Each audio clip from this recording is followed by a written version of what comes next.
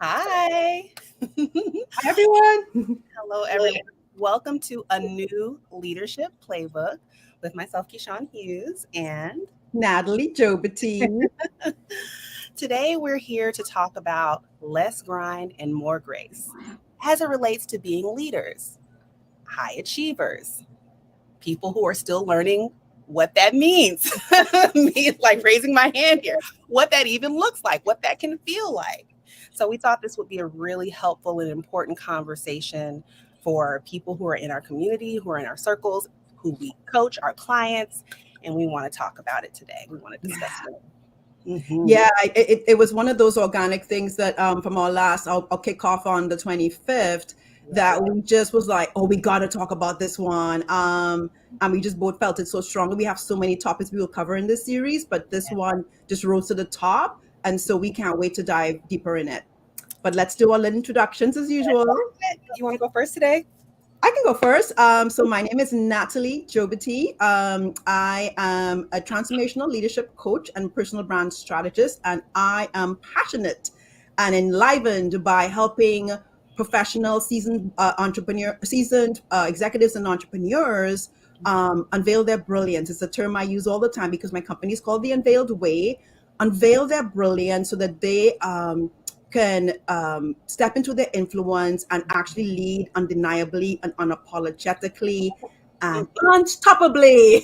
So I'm Yes. always with my little alliteration things, but honestly, my why is about impact, my impact and the impact of the people I work with. And so I believe that, especially as women, and I work with men too, but my heart space is really have been has been around women because of my journey and because I know of the things I struggle with as a woman, especially a Black immigrant woman in this country. And so I believe that if we are have the empowerment and support and the positive narrative to know what we're designed to do and the impact we're designed to make, that we're more likely to do that. And I want to, my hope and prayer and belief is that with me providing that for others, that they can make their impact that they're divinely designed to make. Divinely designed to make. Mic drop already. Okay. Thank you, Natalie, for that, your introduction. I'm Keshawn Hughes. I am a certified neuro coach and neuro leadership consultant. I founded my company, Neuro Savvy Leadership, which helps companies and individuals alike lead inclusively, healthily, and empowered in an empowered way. So, by understanding the way our brains are designed and the way they work and how they work best, and understanding about that about yourself, and then interpreting that in ways that it can help you interpersonally. And it made a big shift for me. So, my own leadership journey, I experienced burnout, I experienced feeling disconnected, feeling just not inspired by the work that I was skilled and trained to do that I once enjoyed. And out of that, I learned about neuroscience-based leadership, and it changed my life. It changed my approach to leadership. It changed me from the inside out. And Amen. so, for companies and people who are ready and willing to take that journey, because it definitely is one, It's I the help journey. guide them through that. And it's been the best decision of my life. I pivoted from corporate work, working 9 to 5 in 2020 in the midst of the pandemic, and started sharing these principles that I've learned about emotional resilience, about how to lead inclusively, like I was saying, and how to connect really with yourself and others. And it's been a powerful walk for me and the other people that I've connected with. So I'm so happy to share that information with you all today under this umbrella of not grinding or less grind. We said less grind, and incorporating more grace into our lives, into the way we lead, into the way we walk into a room, and just be able and how we're able to show up brilliantly in the way that Natalie described, the way we're divinely designed to do. Yeah, and I like how you said walk into a room because it's something I've been talking about a lot with my topic of leadership presence. And I want to say to that, to a nod to that, it's about this less grind, more grace is about our Mm, posture, not just our physical posture, our heart posture, our mind posture as a leader, as a game changer, change maker. how are we posturing that in a way that's healthy, in a way that's evolved, in a way that's sustainable? So I guess that where I want to go first is, being a recovering high achiever, and Keshawn and I are agreeing about that. I used to believe, and I know many of the women I talk to and work with, we believe that to get to the higher echelons, to the higher levels, that we have to do, go, go, go. And did I just disappear? You're Yes. still here. You're still here. We still hear Oh, you. I can't see myself. My goodness. I see. Okay, that was strange. We have to overdo, over deliver, and overwork because we believe it's about the doing. And so, to me, if I'm thinking of what does grinding look like, right? To make it clear to our audience, what do we mean by grinding? Yes. Grinding is the hustling, the burning the candle on both ends, the the competitive sort of like I gotta be the faster and best and all that. It's also the thinking that doing more will get the results you want in terms of your qualifications and career aspirations, and about control. And I'll say one more thing and I'll let you go because it's Please, yes, please do. Yes, yes. it's all about control, right? But Yes. nah, we don't want it to be all about control, Janet. Mhm. And it's also about not having healthy boundaries. Ooh, listen, you're just tiptoeing all over my, my growth areas, right? The places that, like I said, I'm still on this leadership journey. And as I learn new things, what helps me really, truly, I would say, embody the lesson in the teaching enough to where I can fall and then get back up and then hopefully continue to climb and have positive results from it. And then that's when I share. And I share even with when I'm in the midst of it. It's just really important to hear grinding put in that way. And I always start to me when I talked about this topic, when we talked about discussing it, I went to Google, dear friend Google, and looked at the definition of grind. And one of the definitions that was given is hard, dull work. Hard, dull work. Because it's the repetitiveness, it's the robotic nature of it. It's the checking off of the list and just living by that. Autopilotness of it. Yes, of it all. Of it all. It can be hard and dull. And I would say this is the question that I had for you last week or the week before when we were talking about even discussing this topic is there ever a place for grinding? Is it ever? Because I'm like, well, sometimes because I hear voices in my head. I haven't seen any comments come up yet, but people saying, well, sometimes you need to grind. Sometimes it's important to just push through and just get to the end result because that's what we're working towards. What's your take on that? I know that. I'm so glad you brought that back up. I'm torn. And I'll be honest, I'm torn about that question about is there a place to grind? I would say there's a place to work hard. Ooh. There's a place to sometimes stretch yourself to achieve a very important goal or vision or aspiration. I would say there's a place to maybe sometimes be a little bit uncomfortable with the boundaries you've set because you're trying to achieve something. But I don't want to call that grinding.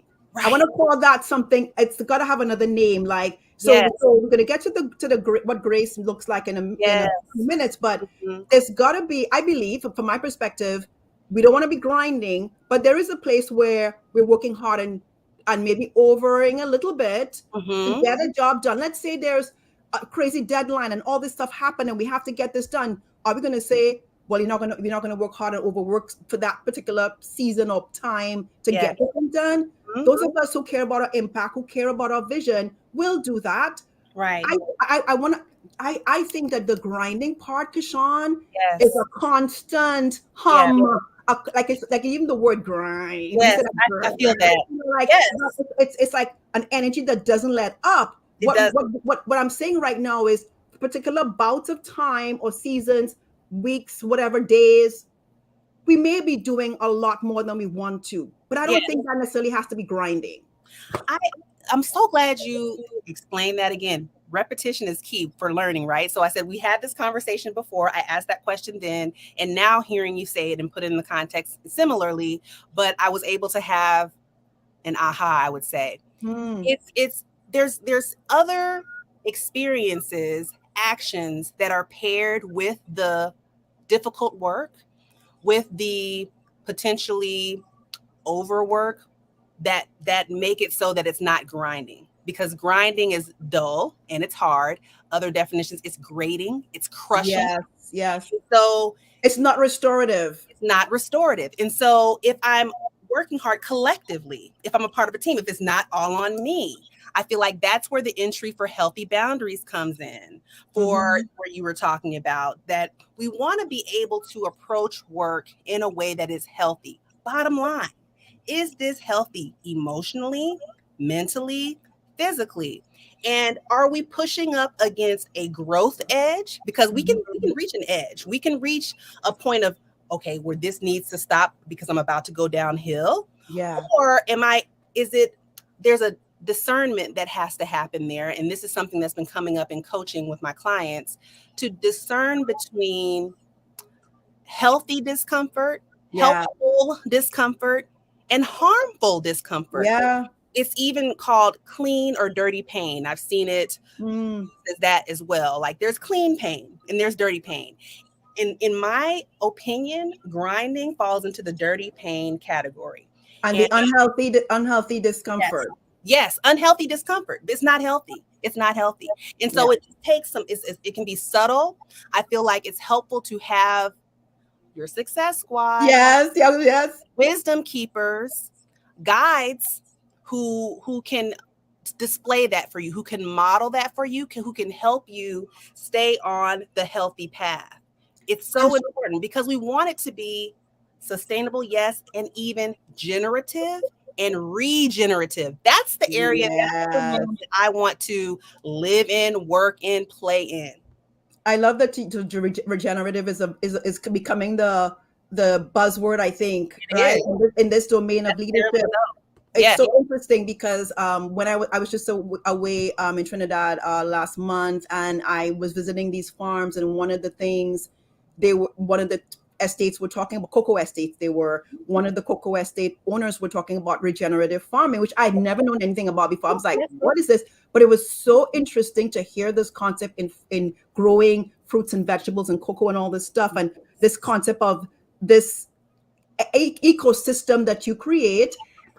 Oh my God! And I can get so much deeper, right? Yes, please go. Yes, deeper. Yes.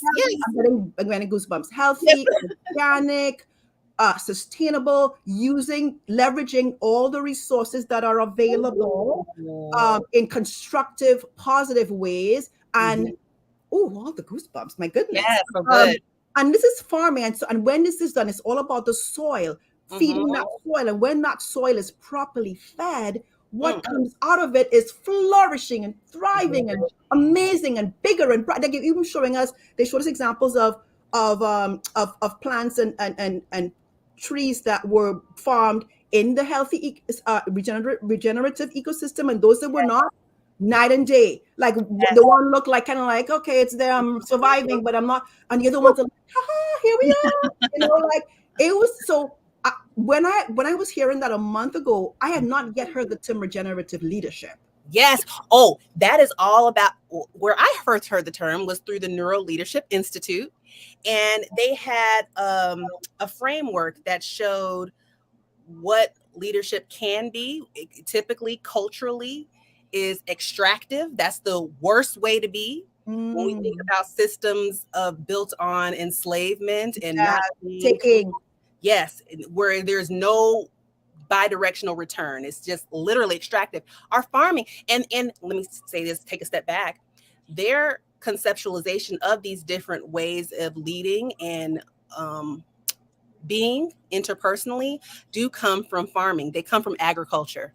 So I know. So it's tied. It's tied because the work, there's nothing new under the sun. So much has already been done before, taught before. We just have to, I love what you said, leverage, reframe, repurpose for who we are in the realms we stay in now. So there's the extractive, there is the degenerative, and Mm, there is sustainable, and then there is regenerative. So there are regenerative. 4 different frameworks. Yeah. The second, depletive. Okay.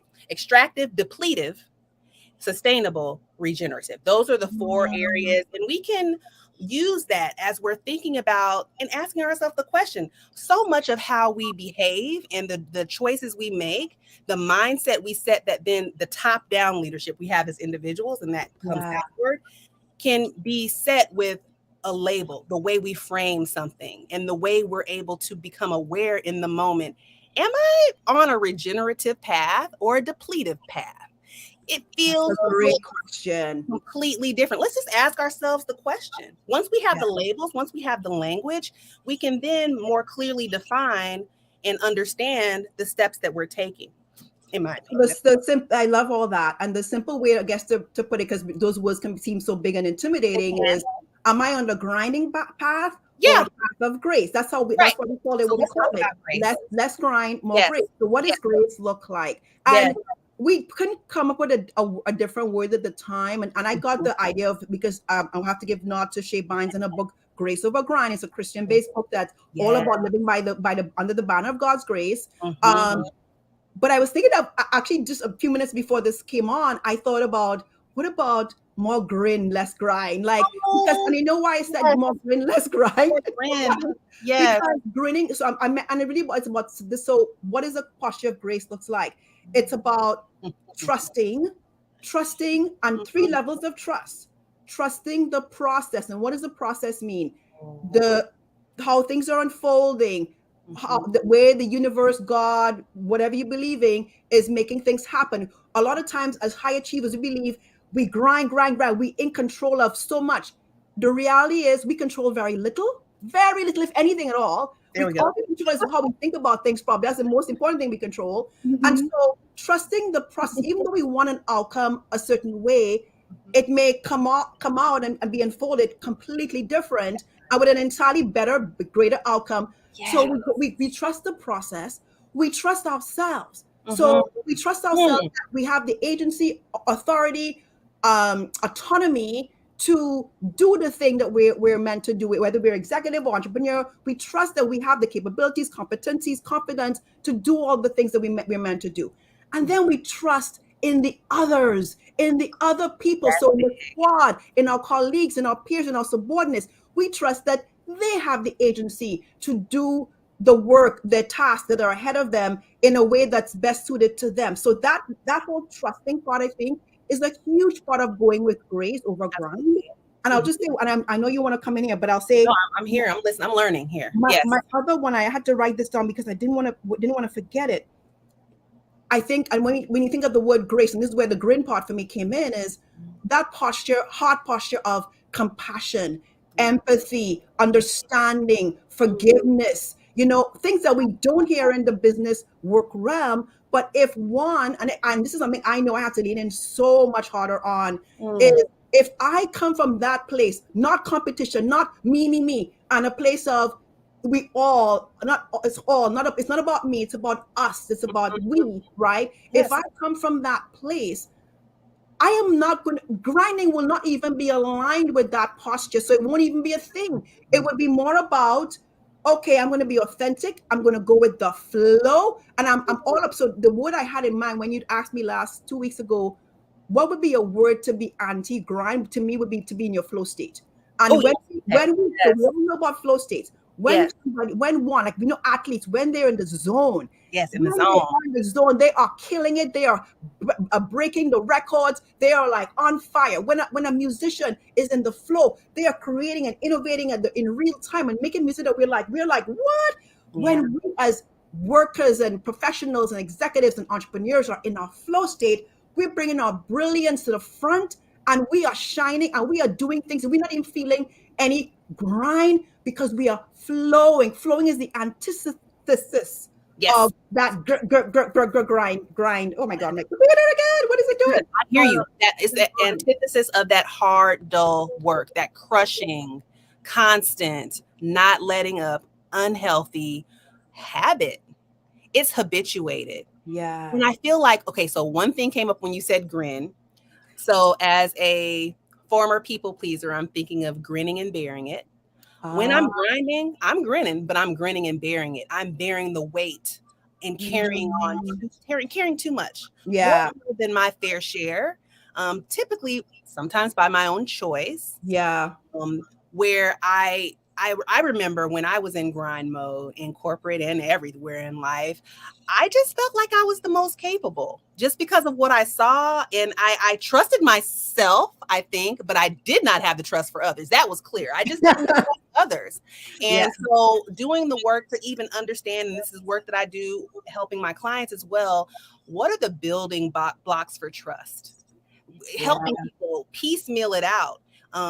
Have small exercises where they can learn to build trust in others. Once again, be discerning to trust others, because Yeah. I believe that grace happens within an environment. Like you said, it happens within an ecosystem. Ecosystem.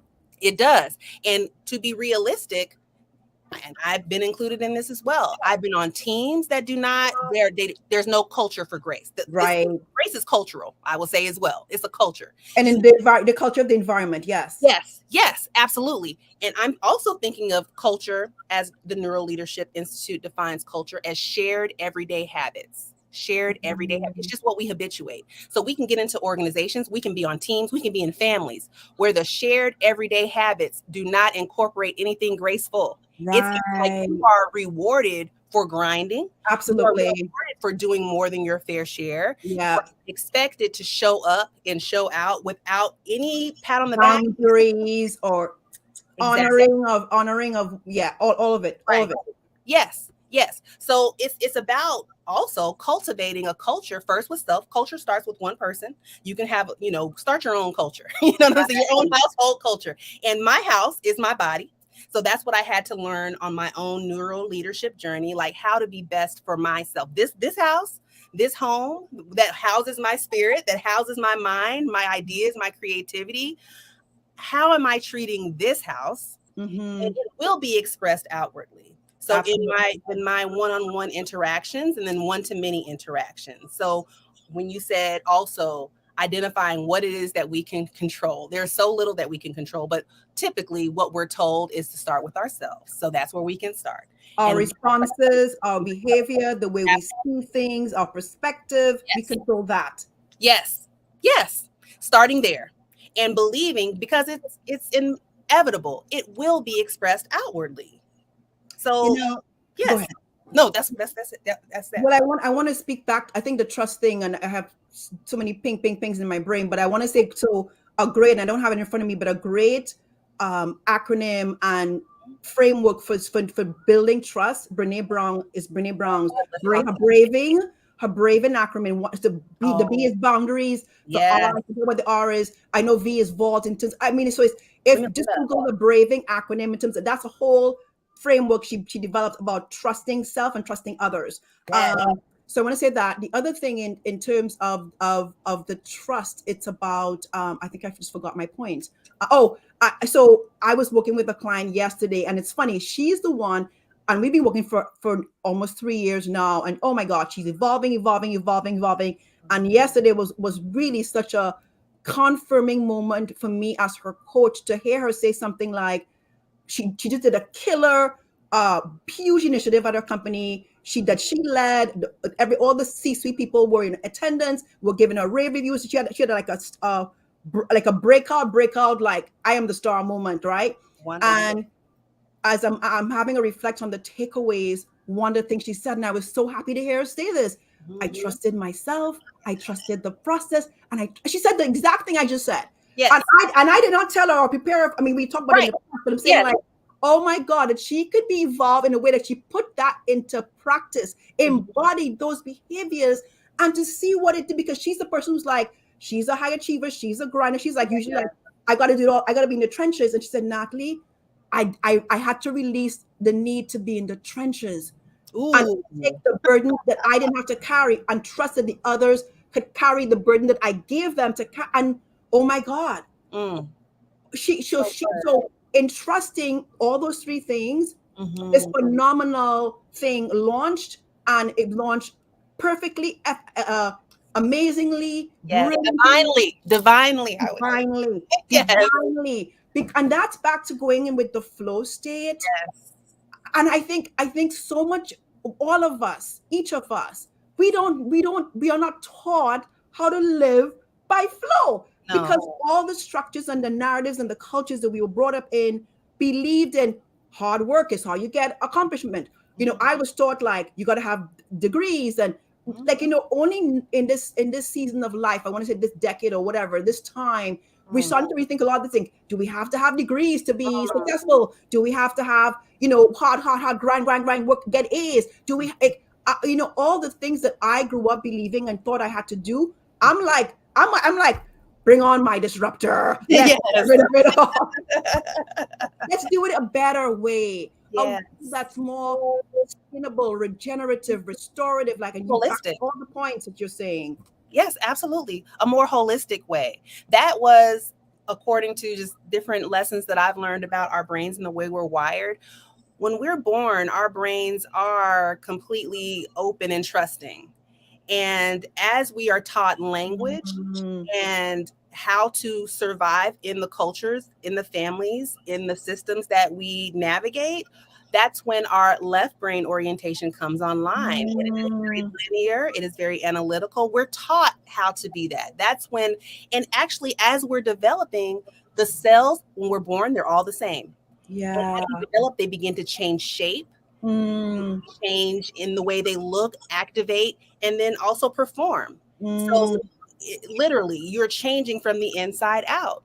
And so we then, I would say, come to different stages in life. It could be a health crisis. It could be awakening. Spiritual crisis, yeah. Yes, where you're like, I think I want a different path. I want to do things differently. I don't know what that different is. And we have to rewire our brains. We have to then learn how to use that whole other side of our brain, that whole right side, to have a more holistic lived experience, because it's all good. We can all work together for our good. We have to then be taught, shown, modeled, supported as we do that, because it can feel scary. It can feel uncomfortable. We can be unsure. It causes uncertainty as we're stepping out, particularly as entrepreneurs. The path is oh my God. Okay. Talk about what you don't control.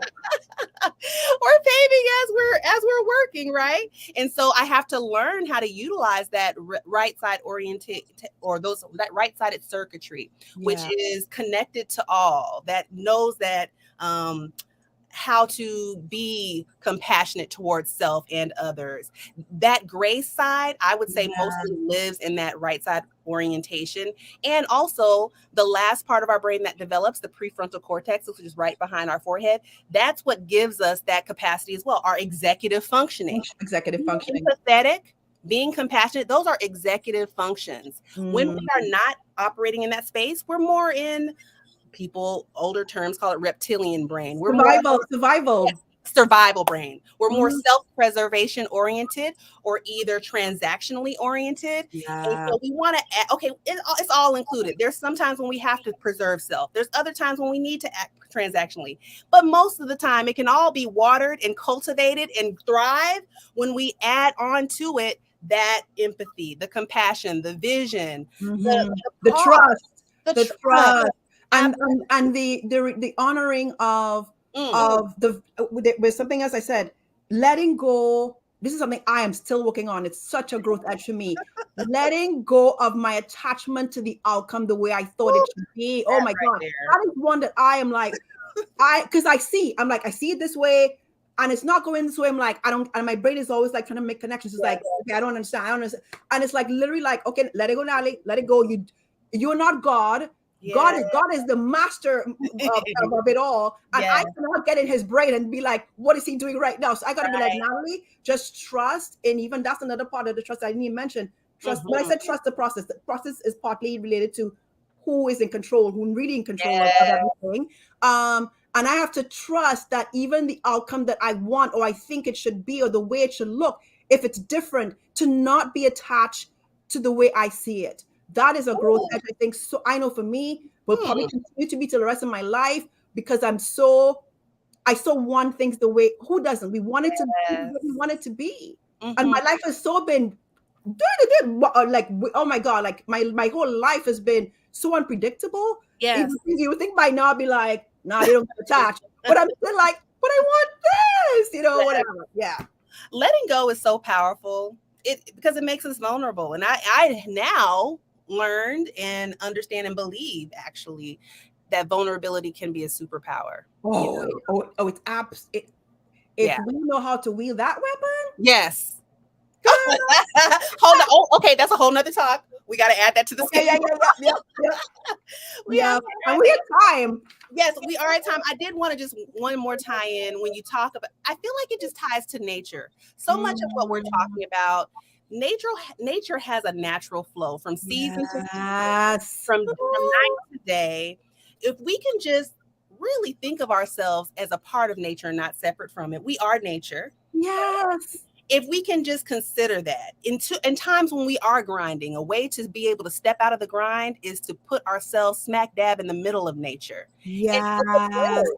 Observe. Oh, you give, that's another level of depth that we could go down this path with, because I think this whole idea of, I have a whole, like, oh my God, the whole idea of us being a part of nature and flowing with the seasonal cycles. Yes. Because our lives, and if we could go into like even morning and night, and everything about life is seasonal, is cyclical. Our growth is cyclical. Yes. And so if we can embody and believe and what's the word I'm looking for? Like, go with the flow of nature and life. Everything that we do, everything will be so much easier. There will be no need for grind. Yes, because it would flow. Grace. Think of what flowing is. I'm sorry, we could go. Flowing is about organically, no structure. Going where the rocks are, navigating. Leads us. Yes, absolutely. It's ease and effortless expression of energy. Whereas grinding is the opposite of that. It also, in a way, to me, is more predictable. It's like we know what season comes after the next. We know that day comes after night. And so it's almost like when we are trying to grind, and when we are grinding, we're forcing our outcomes to happen. Whereas there are natural outcomes that come from us showing up and being our best selves. There are natural, predictable outcomes. And better ones. Because when imagine trying to force night to come before night comes. That's like that, right? Like, that's such a great metaphor for grinding. We are trying to force night to come before it's time. We can try. We want it to be. We want exactly. So what night brings, or vice versa. Yeah, we can try. We can make the house dark, shut all the things, put on the lights.